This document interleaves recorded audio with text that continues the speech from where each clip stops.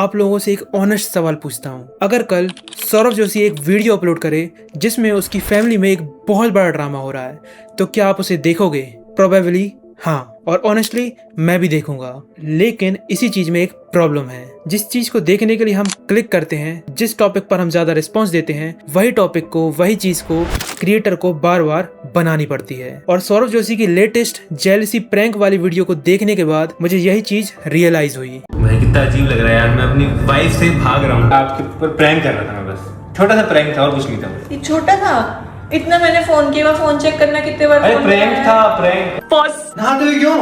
आगे बात करना स्टार्ट। लेकिन एट द एंड सोचता हूँ कि चलो लोग एंटरटेन तो हो रहे हैं, लोगों को मजा तो आ रहा है ना। और जो लोग इस वीडियो को पॉइंट आउट कर रहे हैं कि ये वीडियो स्क्रिप्टेड थी, तो मुझे नहीं लगता कि प्रॉब्लम ये है कि वो स्क्रिप्टेड थी या नहीं थी। प्रॉब्लम उससे भी ज्यादा अनकंफर्टेबल है। तो सौरभ जोशी अपनी वीडियो में अपनी वाइफ को जेलस करने के लिए एक सिचुएशन क्रिएट करते हैं जहां पर वो दूसरी लड़की के साथ काइंड ऑफ डेट पे जाते हैं।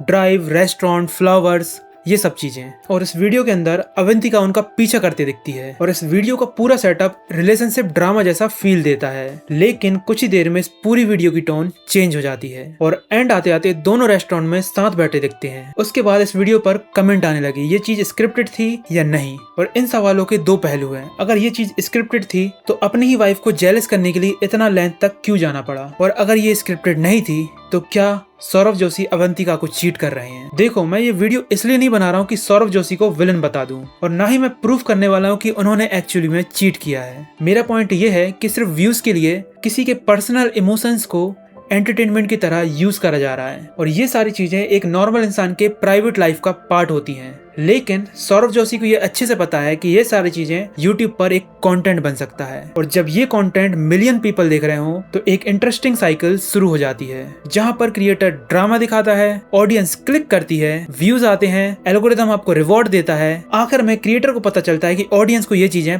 पसंद आ रही है और वो उसे डबल डाउन कर देता है। और ऐसा मत समझना कि ये सारी चीजों में सिर्फ सौरभ जोशी की दिक्कत है। इस सब में ऑडियंस भी इस स्टोरी का पार्ट है। जैसे अगर कोई नॉर्मल व्लॉग हो जिसमें डेली लाइफ बता रही हो तो हम लोग ये जज करेंगे कि भाई ये कितना बोरिंग लग रहा है, ये कितना नॉर्मल लग रहा है। पर वही व्लॉग में कोई कलेश हो जाए, कोई ड्रामा हो जाए तो हम लोग काफी एंटरटेन होते हैं। और ये चीज क्रिएटर को एक सिग्नल देती है जहां पर नॉर्मल और बेसिक चीजें ऑडियंस पसंद नहीं करती, क्लिक नहीं करती। और वहीं दूसरी ओर अगर कोई ड्रामा हो जाए, कोई कलेश हो जाए तो उस पर ऑडियंस क्लिक करती है, दबाकर व्यूज देती है। उस क्रिएटर को ना चाहते हुए भी वैसा कंटेंट क्रिएट करना पड़ता है। क्योंकि आप एक चीज समझो, जब कोई भी इंसान हर रोज एक वीडियो अपलोड करता है तो उसकी डेली लाइफ में हर रोज ड्रामे नहीं होते, और यहीं से प्रॉब्लम शुरू हो जाती है जब YouTube सिस्टम उसके व्यूज के बेस पर उसे रिवॉर्ड करता है और वही उसकी प्राइमरी इनकम होती है। और जब वो रिवॉर्ड सिस्टम का यूट्यूबर एडिक्टेड हो जाता है तो उसे ऐसे ड्रामे क्रिएट करने पड़ते हैं, और धीरे धीरे daily life vlogging attention manufacturing का पार्ट बन जाती है।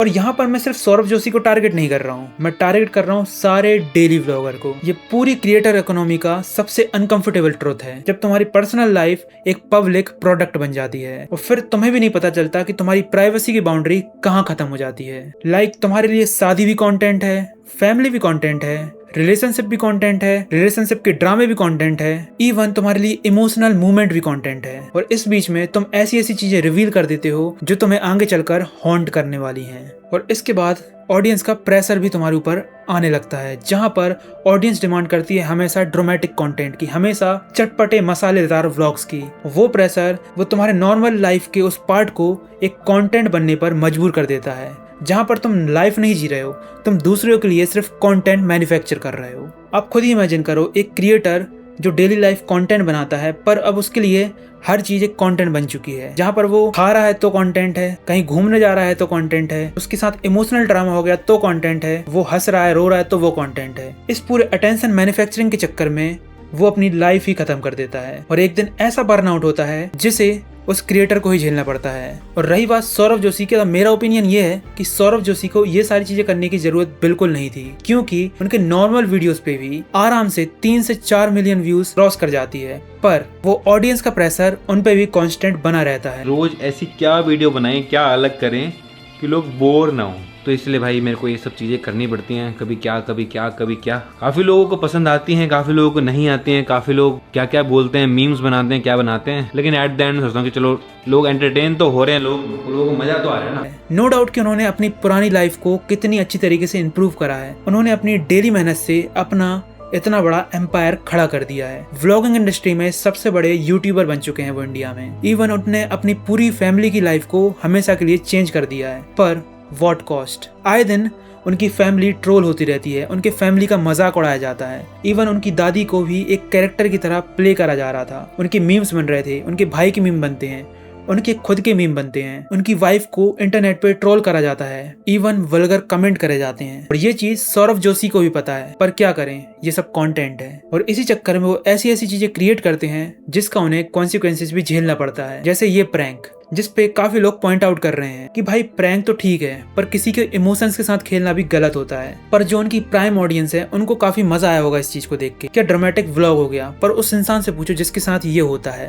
व्हाट इफ सौरभ जोशी ने अपनी वाइफ को ये बताया नहीं हो कि ये प्रैंक हो रहा है, या फिर ये स्क्रिप्टेड भी हो? तो कहीं ना कहीं जब कैमरे के सामने आपके साथ ऐसा होता है तो इनसिक्योरिटी तो फील होती ही है कि भाई इस इंसान के लिए हर चीज कंटेंट है, चाहे वो नेचुरली हो चाहे वो क्रिएट करा गया हो। और भाई किसी भी क्रिएटर के लिए एंड गोल व्यूज ही होते हैं और उससे आने वाला आउटकम होता है, और वही सेम सौरभ जोशी के लिए भी है। अब मेरा मानना यह है कि जब सौरभ जोशी की इतनी लेविश लाइफ है तो उसको मेंटेन करने के लिए उसे अपनी पर्सनल बाउंड्रीज को तोड़कर ऑडियंस को दिखाना ही पड़ेगा। मुझे पता है ये काफी लोग पॉइंट आउट करने वाले कि भाई उसकी लाइफ, उसकी फैमिली, उसका कॉन्टेंट, तेरे को क्या।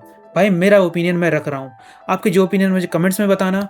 एंड आपको क्या लगता है कि कुछ बाउंड्रीज होनी चाहिए या नहीं, ये सब कुछ कंटेंट होता है? सौरभ जोशी को टारगेट इसलिए कर रहा हूँ कि ये बिगेस्ट क्रिएटर हैं। अगर ये ऐसा कर रहे हैं तो इससे छोटे क्रिएटर्स है ना, वो डबल ट्रिपल इससे ज़्यादा बाउंड्री क्रॉस कर इंटरनेट पर अपलोड करते हैं। मैं उनको टारगेट इसलिए नहीं कर रहा हूँ क्योंकि सौरभ जोशी को ही देखकर वो सारी चीज़ें एक्ट आउट करते हैं। जब आप इतने बड़े स्टेज पे हो ना, तो आपको देखकर काफ़ी लोग इंस्पायर होते हैं और आपके जैसा बनने के लिए वो सारी चीज़ें करते हैं जो आप खुद ना करो। तो इस बारे में आपके क्या ओपिनियन है मुझे कमेंट्स में बताना। और आपको क्या लगता है जो सौरभ जोशी का ये प्रैंक वीडियो था वो सही था या गलत, और क्या आपकी ओपिनियन है इस बारे में मुझे कमेंट्स में ज़रूर बताना। तो मिलते हैं नेक्स्ट वीडियो में, तब तक के लिए बाय बाय।